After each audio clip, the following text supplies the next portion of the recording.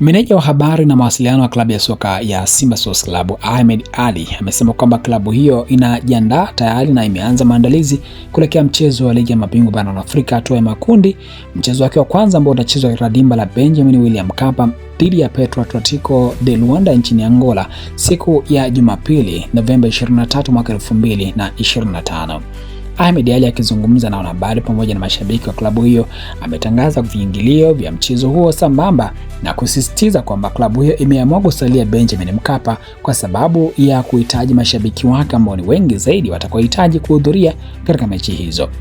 Ahmed Ally sambamba na hilo pia ameelezea mambo mbalimbali ikiwemo uzinduzi rasmi wa jezi zao za kimataifa ambao unatarajiwa kufanyika siku ya Alhamisi ya wiki hii. Tiketi za Tanzanite bei yake ni shilingi 2,250,000. Ukinunua tiketi ya Platinum unapata jezi mpya za kimataifa na vile vile unapata kadi ya kuingia na gari yako uwanjani, na unapofika uwanjani unakwenda kuketi kwenye viti vya VVIP ambapo utapatiwa huduma ya chakula na vinywaji kwa kipindi chote ambacho mechi itakuwa inaendelea. Simba Sports Club ni miongoni mwa vilabu vinne vinavyoiwakilisha Tanzania kwenye hatua ya makundi ya ligi ya mabingwa pamoja na kombe la shirikisho kwa maana ya michuano ya Afrika ya vilabu kwa msimu 2025-2026.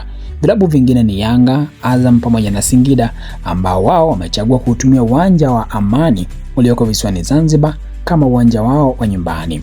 Singida Black Stars na Azam wataanza ugenini ambako Singida ataanza dhidi ya klabu ya soka ya CR Belouizdad ya pale nchini Algeria iliyo chini ya kocha wa zamani wa Yanga Sidi Ramovic.